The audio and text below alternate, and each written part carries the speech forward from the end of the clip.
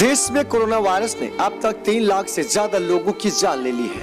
राज्यों से मिली जानकारी के बाद केंद्र के कोविड वार रूम ने यह रिपोर्ट तैयार की गई।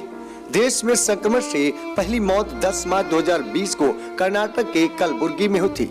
इस दौरान 76 वर्षीय बुजुर्ग ने इलाज के दौरान दम तोड़ा था। इसके बाद हर दिन मौत के मामले बढ़ते गए, लेकिन पहली लहर से ज्यादा जानलेवा असर इस साल फरवरी के बाद दिखाई दिया। तब से अब तक 1.25 लाख से ज्यादा लोगों की मौत हुई है। इस महीने के 22 दिन में 85,000 से ज्यादा लोगों ने संक्रमण के चलते दम तोड़ा है। केंद्रीय स्वास्थ्य मंत्रालय के अनुसार बीते एक दिन में 3,741 मरीजों की मौत हुई है, जिसके बाद संक्रमण से जान गंवाने वालों की संख्या 2,99,266 तक पहुंच गई थी।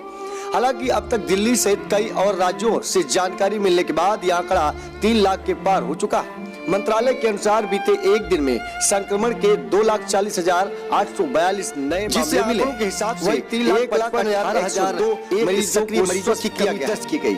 यानी कुल मिलाकर सक्रिय मरीजों की संख्या अब 28,05,399 तक पहुंच गई है। देश में अभी कोरोना से ठीक होने वालों की दर 88.30 जबकि सक्रिय दर 10.57% तक पहुंच चुकी है। यानी सक्रिय मामलों की कमी आई है। ध्रुव गोस्वामी, वैशाली एक्सप्रेस न्यूज, दिल्ली। तो लगातार कोरोना में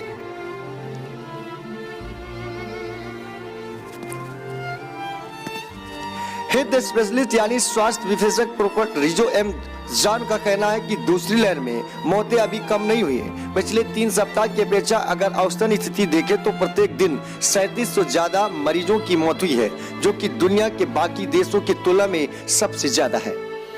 देश में पहली बार एक दिन में 21 लाख से भी ज्यादा सैंपल की जांच की गई थी, जिसका यह असर रहा कि 10 मार्च के बाद संक्रमण दर अब 11.34% दर्ज की गई।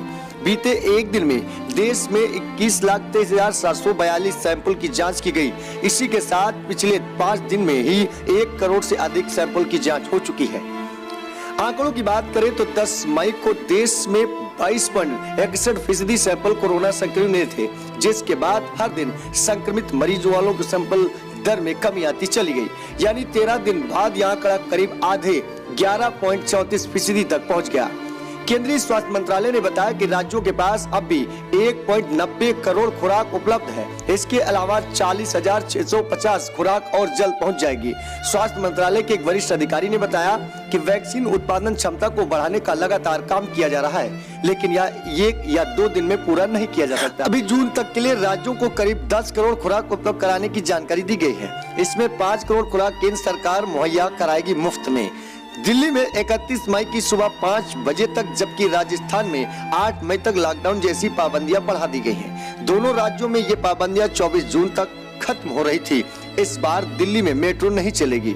दिल्ली के मुख्यमंत्री अरविंद केजरीवाल ने कहा कि अगर मामलों के घटने का सिलसिला अगले 1 सप्ताह इसी तरह जारी रहा तो 31 मई से हम अनलॉक की प्रक्रिया शुरू करेंगे। वहीं राजस्थान में 8 जून सुबह 5 बजे तक लॉकडाउन जारी रहेगा। विवाह समारोहों पर 30 जून तक पाबंदी लगा दी गई है। सार्वजनिक स्थानों पर फेस मास्क नहीं लगाने पर जुर्माना राशि 500 बढ़ाकर 1000 कर दी गई है। ध्रुव गोस्वामी, वैशाली एक्सप्रेस न्यूज, दिल्ली।